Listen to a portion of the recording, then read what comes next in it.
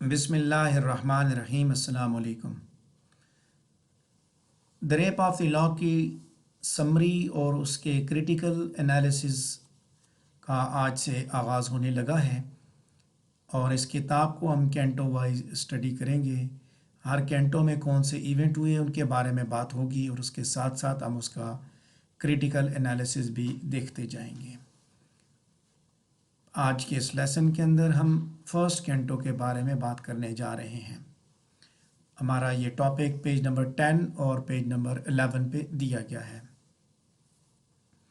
First canto की summary और उसके एनालिसिस को लेके आगे बढ़ने लगा हूँ। तो पहला पैराग्राफ मेरे सामने मौजूद है पेज नंबर 10 पे। The rape of the log जब स्टार्ट होती है तो एक नैरेटिव वॉइस जो है वो इस पोएम को इस मुराकबे के साथ स्टार्ट करती है, इस मेडिटेशन के साथ, कि किस तरह जो है वो ग्रेट सफरिंग जो है वो अक्सर ट्रिवियल मैटर से निकलती हैं और उसके साथ साथ वो एक ऐसी स्टोरी जो है वो मेंशन करता है जिसके बारे में वो बताता है कि जो कि पहले म्यूज़ ने उसे कम्युनिकेट की और उस म्यूज़ का नाम उसने कैरल बोला। आपको यहाँ ये बात भी बताता चलूँ कि ये एक ओपनिंग है बेसिकली ना। ओपनिंग में उसने कहा जी, what Dyer offence from amorous कासिस spring, what mighty contest rise from trivial things. सो ये नैरेटिव वॉइस इस चीज़ पे वंडर करती हैरान होती है कि कौन सी चीज़ जो है वो इस लॉर्ड को मोटिवेट करती है कि वो एक लेडी को असॉल्ट करे और लेडी जो है वो इस लॉर्ड को रिजेक्ट करे। कौन सी चीज़ें हैं, किस वजह से। इसी का एनालिसिस देखते हैं। ये जो बिगनिंग है इस किताब की the rape of the log की ओपनिंग जो इन्वोकेशन जो है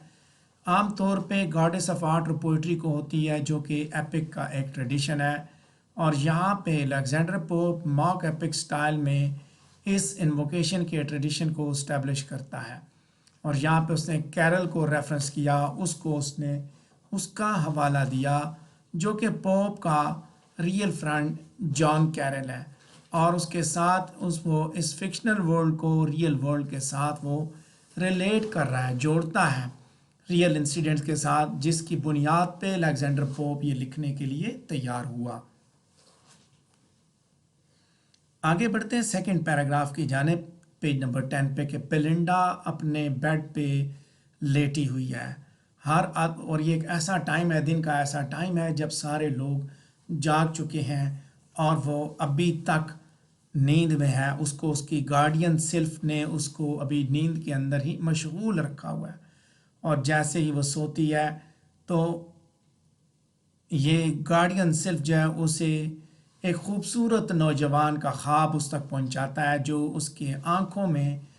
उसके कानों में वो सरगोशी करता है। Having seemed to her year his warning lips to ले। और सिल्फ जो है उसे ये एक्सप्लेन करती है कि सिल्फ जो है यहाँ पे उसे ये बताते हैं कि सिल्फ जो है यंग और ख़ूबसूरत कंवारी औरतों की जो वो गार्डियन है। यहाँ फर्दर वो ये बात भी एक्सप्लेन करता है, सेल्फ को हम मेल जेंडर में लेके जाएंगे। ये भी एक्सप्लेन करता है कि सारी की सारी जो औरतें हैं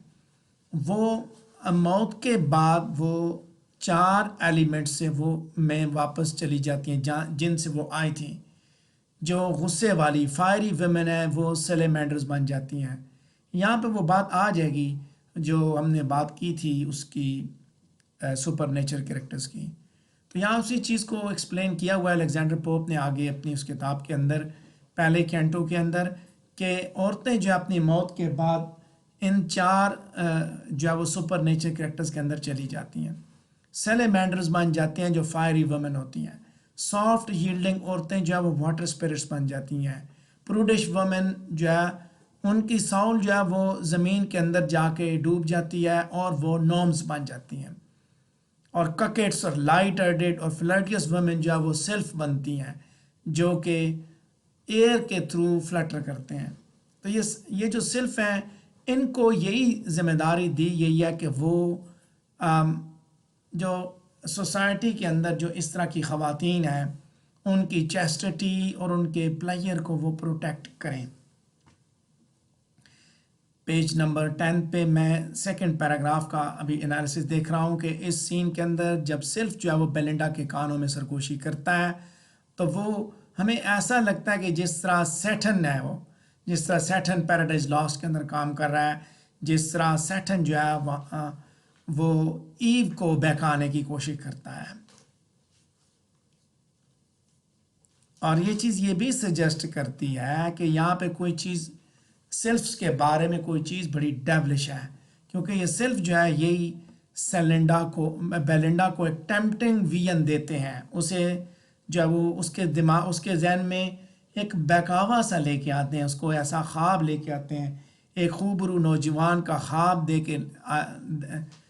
لے کے آتے ہیں، جبکہ اس کی ذمہ داری تو دراصل اس کی عصمت کی حفاظت کرنا ہے. تو جس طرح اس نے ویمن کی جو ساؤلز ہیں ان کو سارٹ آؤٹ کیا 4 کروڈ کیٹیگریز کے اندر، جن کے بارے میں ہم یہ بات کرتے ہیں، جو کہ اٹریکٹیو وومن اور ان اٹریکٹیو وومن کو ڈسٹنگوش کرتی ہیں. اس سے ہمیں پتہ چلتا ہے کہ اس نے سپر نیچرل مشینری کو بھی انٹروڈیوس کر دیا، اور یہ چیز اشور کرتی ہے کہ الیگزینڈر پوپ کس حد تک عورت کے اوپر فوکس کر کے بیٹھا ہوا ہے، یعنی کس حد تک اس نے فوکس کیا ہوا ہے. یا آگے بات کریں گے پیج نمبر 10 پہ تیسرا پیراگراف ہوگا کہ کچھ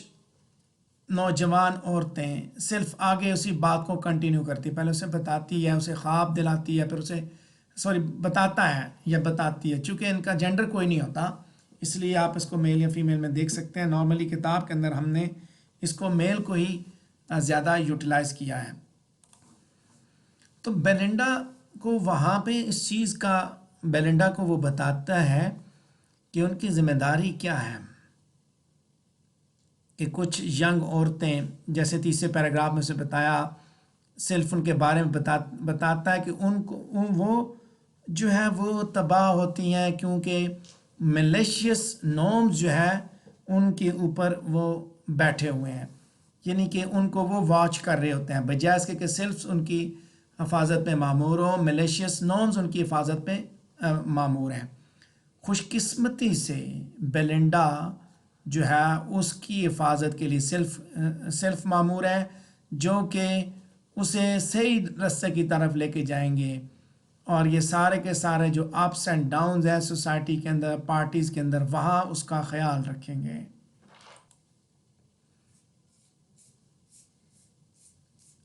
اب یہاں یہ بات بھی بتائی جاتی ہے کہ سیلف جو ہے اس چیز کو بھی انشور کرتے ہیں کہ زندگی جو ہے بڑی گلیمرس ہے، خواتین کے لیے زندگی میں بڑی ایکسائٹمنٹ ہے، اور وہ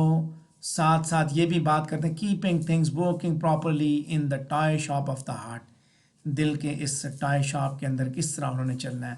سو لیڈیز کے جو خواتین کے جو دل ہیں وہ بیسیکلی دربار کی زندگی کو ریفلیکٹ کرتے ہیں، لہٰذا یہاں پہ دل کے بارے میں اس نے یہ بات کی کہ where wigs with sword knots and sword stripe books banish bergs coaches drive all contrived by selves. تو یہاں اس نے یہ بات یہ بھی تعارف کرا دیا کہ اس کی خدمت کے اوپر کون معمور ہے. ہم آگے اسی تیسرے پیراگراف کی ہم ایکسپلینیشن کو دیکھیں گے. یہ آئیڈیا کہ عورتیں جو ہیں ان کو زبردستی تباہ کیا جاتا ہے، اس کے پیچھے اس نے بتایا کہ نارمز کا بیسیکلی، یعنی کہ جو سپر نیچرل کردار ہیں، جس طرح کی عورت ہوتی ہے، جس طرح کا اس کا مزاج ہوتا ہے، اسی طرح کے وہ جا کے مرنے کے بعد وہ کردار بنتے ہیں. کہتے ہیں یہ نارمز کا ہی اثر ہوتا ہے عورتوں کے اوپر کہ وہی ان کو تباہ کرتی ہیں. اور ساتھ ساتھ اس نے یہ بھی بتایا کہ سیلف جو ہے وہ ہیومن ہارٹ کو وہ basically human heart like a play thing جب وہ ٹریٹ کرتے ہیں، cost doubt on the free will of the people in the poem. سیلفس کے ذریعے یہ بھی دکھا دیا گیا کہ وہ چونکہ وہ انسانی دل کو جو ہے ایک کھلونے کی دکان کی طرح سمجھتے ہیں، تو یہاں پوئم کے اندر فری ول کی بات بھی کی گئی. سو یہ بات مکمل طور پہ واضح نہیں ہے کہ کس حد تک کردار جو ہے وہ کنٹرول میں ہے، یا کس حد تک وہ ان کے اوپر ایک سپر نیچرل انفلوئنس ہے. یعنی یہاں یہ بات بتا دی گئی نا، جیسے میں نے شروع میں بتایا کہ اس میں جو بات میں نے آپ کو سمجھائی وہ یہ تھی کہ سپر نیچرل کریکٹرز جو ہیں وہ کیسے کون سی عورتوں کے ساتھ کون سے کردار جو وہ لگے ہوئے ہیں، ان کو آپ اس طرح ہی سمجھ لیں جیسے کسی بندے کے ساتھ جن نہیں چمٹا ہوتا، آپ اس کو اس طرح سمجھ کہ فلاں بندے کے ساتھ ہم سنتے ہیں جی کہ فلاں خاتون کے ساتھ جن چمٹا ہوا ہے، تو یہ وہ جن ہیں جو عورتوں کے ساتھ چمٹے ہوئے ہیں اور ان کے ساتھ ان سے اس طرح کی حرکتیں کرواتے ہیں۔ آپ اس کو فار بیٹر انڈرسٹینڈنگ یہ سمجھ لیں سپر نیچرل کریکٹرز ہیں، جن بھی سپر نیچرل ہیں، ہم اپنی اوپینین کے حساب سے یہ سمجھ لیتے ہیں تاکہ زیادہ بہتر انداز میں آپ کو پتہ بھی چل جائے، ٹھیک ہے۔ اور اگر آپ کے یہاں کسی کے ساتھ یہ پرابلم ہوا ہے، کوئی ایکسپیرینس آپ نے کیا ہو، تو ہوتا ہے اس طرح کہ جس بندے کے ساتھ یہ اس طرح کی چیزیں ہوں تو اس سے وہ اس طرح کی حرکتیں کرواتے بھی ہیں جو کہ عام طور پہ انسان نہیں کرتا۔ خیر میں بات کر رہا ہوں، واپس اپنی جگہ پہ جاتا ہوں، اسی جگہ پہ the idea that some women are forced to ruin because of the influence of norms, کہ نارمز ہی ان کو تباہ کرتے ہیں، تو کہتا ہے کہ یہی چیز ان کے ذریعے آپ ان کے ایکشنز کو ہے وہ آسانی سے جج نہیں کر سکتے کہ کیا یہ کام انہوں نے خود کیا یا سپر نیچرل انفلوئنس کی وجہ سے ہوا۔ جیسے میں نے بات کی کہ یہ اس نے تھپڑ خود مارا یا اس کے ساتھ جو جن چمٹا ہوا تھا اس نے مارا یا اس نے یہ کام کیا۔ ایڈیشنلی جہاں پہ ہم نے بات کی where wigs with wigs, sword with sword, strive bucks banish bucks coaches, یہ ساری چیزیں جو ہے یہی دکھاتی ہیں کہ اب شیلڈ ڈال کے آگے ڈال، جس طرح ایملیٹ کے اندر اس نے دکھایا، ہیلمٹ کے اندر سامنے کے لیے ہیلمٹ، آرمر کے لیے آرمر۔ سو یہ وربل ڈائریکٹ وربل ایکو جو ہے وہ بیسیکلی زندگی اور موت کے درمیان سٹرگل کو دکھاتی ہے، ٹھیک ہے، سٹرگل کو دکھاتی ہے، جد و جہد جو کہ ایپک پوئمز کے اندر ہے، جس طرح ایلیٹ کے اندر پوئم، ایلیٹ کے اندر جو پوئم ہے، ایلیٹ کے اندر جس طرح ہوتا ہے،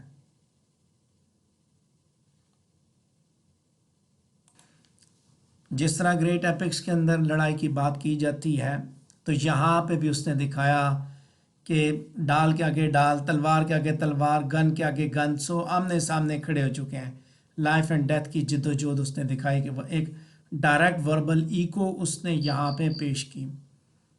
پیج نمبر 10 پہ ہم سیکنڈ لاسٹ پیراگراف کو دیکھیں گے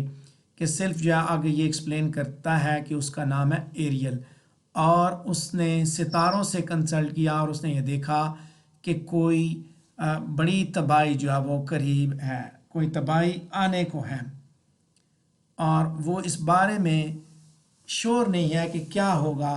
کیا واقعہ ہوگا، لیکن وہ بیلنڈا کو اس چیز پہ جو ہے وہ وارن کرتا ہے، اس خطرے سے آگاہ کرتا ہے، جس کے بارے میں الیگزینڈر پوپ شروع میں یہ مینشن کرتا ہے کہ the pious made to be wear of men, ٹھیک ہے،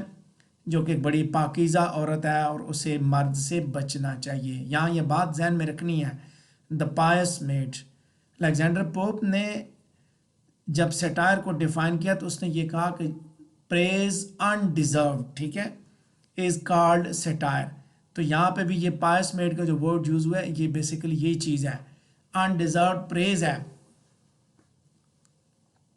یعنی کہ پیج نمبر 10 پہ اسی انالیسس کو دیکھیں گے جو بلو رنگ میں ہم نے دیا ہوا ہے کہ ایریل جو ہے اپنا نام جو ہے وہ ایک ٹرکسٹر اسپرٹ کے ذریعے وہ ڈپک کرتا ہے، جس طرح شیکسپیئر نے ٹیمپسٹ کے اندر دکھایا، جو کہ ریڈر کو یہ سجیسٹ کرتا ہے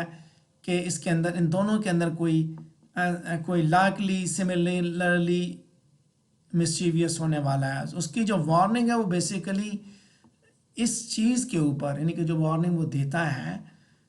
جس خطرے سے وہ آگاہی کرتا ہے، بیسیکلی وہ اس چیز پہ ایمفیسائز کرتی ہے کہ دنیا کے اندر عصمت کی اہمیت کیا ہے، چیسٹیٹی کی، اور ان ٹرن جو ہے وہ اس کے ساتھ ساتھ وہ فیمیل سیکشوالٹی جو پوپ کے زمانے کی ہے اس کے ریسٹرکٹیو سٹینڈرڈز کو بھی ہائی لائٹ کرتا ہے۔ پیج نمبر 10 پہ لاسٹ پیراگراف کو دیکھیں گے، کتے کی بات کی گئی، شاک، اس نے یہ فیصلہ کیا، the shark has decided Belinda has been sleeping for too long، اس نے یہ فیصلہ کر لیا کہ وہ بڑے دیر سے سو رہی ہے اور وہ اسے جگاتا ہے، اور اس کے بعد وہ اٹھتی ہے، کچھ لو لیٹرز پڑھتی ہے، اور اس کے بعد وہ ایریل کے اس میسج کو جلد ہی بھول جاتے ہیں۔ بیلنڈا کی یہ خوبی، انالیسس دیکھیے، بیلنڈا کی یہ خوبی کہ وہ اتنی جلدی جو بھول جانا ہے، اس کی یہ جو قابلیت یا اس کی خامی، بیسیکلی جیسے وہ خط پڑھتی ہے تو اس سے پتہ چلتا ہے کہ ساری چیزیں کہ وہ زیادہ اس کو اس چیز سے کوئی توجہ نہیں، وارننگ سے کوئی توجہ نہیں، بلکہ اس کو اپنی تعریف زیادہ اچھی لگتی ہے، وارننگ سے زیادہ اس کو تعریف اچھی لگتی ہے، اچھی چیزوں کو اس نے سامنے رکھا اور ایسی چیزوں کو وہ بھلا دیتی ہے۔ پیج نمبر 11 پہ آ چکا ہوں، یہاں پہ کینٹو 1 کی سمری اور اس کے انالیسس کا فرسٹ پیراگراف دیکھیں گے پیج نمبر 11 پہ، کہ سیلف اور بیٹی کی مدد کے ساتھ بیلنڈا جو ہے وہ اپنی ڈریسنگ کا جو پروسیس ہے اسے وہ سٹارٹ کرتی ہے، یعنی کہ وہ اپنا میک اپ شروع کرتی ہے، اپنے آپ کو وہ دلہن بناتی ہے۔ بیٹی جو ہے وہ ایک پیگن پریسٹس کے طور پہ پیش کی گئی، جبکہ بیلنڈا جو ہے وہ خود ایک دیوی ہے، اور اس کا ڈریسنگ ٹیبل جو ہے وہ ایک آلٹر ہے جہاں پہ پرائڈ کے سیکرڈ رائٹس جو ہے وہ پرفارم کیے جاتے ہیں، یعنی وہ خود ایک دیوی ہے۔ جیسے ہم نے بات کی، اگر آپ جب گریک ڈراماز وغیرہ پڑھیں گے، گریک لٹریچر، تو وہاں پہ یہ ہوتا ہے کہ دیویوں کے اس میں شان میں وہ پیش کیے جاتے ہیں، یہ اس طرح کی سچویشنز، یہ آلٹرز، قربانیاں وہاں پہ لگائی جاتی ہیں، جانور قربان کیے جاتے ہیں، تو یہاں پہ بھی یہ سچویشن کہ خود ایک دیوی ہے اور اس کا ڈریسنگ ٹیبل بیسیکلی ایک آلٹر ہے، قربان گاہ ہے۔ اگین دیکھیے یہاں پہ کس طرح اس نے ہیومرس ٹون کے اندر اس نے وہی انڈیزروڈ پریز کی، praise undeserved is called satire. Page number 11 پہ میں ابھی پہلے پیراگراف کے ساتھ انالیسس دیکھ رہا ہوں کہ بیلنڈا کے ڈریسنگ روٹین کی جو ڈسکرپشن ہے وہ بیسیکلی ایپک پوئٹری کی کنونشن کو ایکو کرتی ہے، کہ کس طرح کا سین اس نے دکھایا کہ جس طرح ہیرو جو ہے وہ اپنا لباس پہنتا ہے، اس کمرے کا جہاں پہ اس کا وہ آرمر ہے، اس کا لباس کس طرح کا ہے، وہ کس طرح تیار ہوتا ہے، یہاں پہ اس چیز کو اس نے دکھایا۔ پریز انڈیزرو، اگین وہی بات کہ ہیرو جس طرح ایپک کا ہیرو ہوتا ہے، اس کا لباس، اس کی زرہ بختر، اس کی تلوار، اس کی تیر، اس کے پاس تیر، اس کی کمان، اس کے جو ہے وہ سر پہ وہ اس کی جو ٹوپی ہے فولادی ٹوپی، ان چیزوں کو جس طرح ڈپک کیا جاتا ہے، اس طرح اس نے اس کے ڈریسنگ ٹیبل، اس کا جو وہ کاسمیٹکس اور جیولری، اس طرح اس نے ایکسپلین کی ہیں۔ سو آرمر سین کو ڈریسنگ سین کے ذریعے ایمفیسائز وہ کرتا ہے کس طرح how low the stakes are here, she is not preparing for war, she is preparing to socialize, کہ چیزیں کتنی لو ہو چکی ہیں، کہ وہ جنگ کے لیے تو نہیں تیار ہو رہی جس طرح وہ تیار ہو رہی ہے، بیسیکلی وہ لوگوں میں گھلنے ملنے کے لیے تیار ہو رہی ہے۔ یعنی خواتین جب گھر سے نکلتی ہیں تو سج دج کے اس طرح نکلتی ہیں جس طرح ایک جنگجو جو ہے وہ ایک جو بڑا واریر جو جنگجو ہیرو جو ہوتا ہے، جس طرح وہ اپنا لباس جنگجوؤں والا لباس، اپنا گھوڑا تلوار وہ چمکا کے وہ نکلتا ہے جنگ کے لیے، یہ اس طرح نکلتی ہیں۔ سو ریلیجیس امیجری جو ہے یہاں پہ ایک وٹی مورل ججمنٹ کو بیسیکلی پیش کرتی ہے، کہ یہ رائٹس جو ہیں پرائڈ کے وہ پیش کیے جا رہے ہیں، وہ جو سجسٹ کرتے ہیں ان کے کس حد تک وہ دکھاوا ہے ان کے اندر، کرسچین ویلیوز کے حساب سے دکھاوا غلط ہے، دکھاوا پن بھی اس نے دکھایا، اس نے وینٹی کی بات بھی کی کہ ان کے اندر کتنا دکھاوا پن موجود ہے۔ پیج نمبر 11 پہ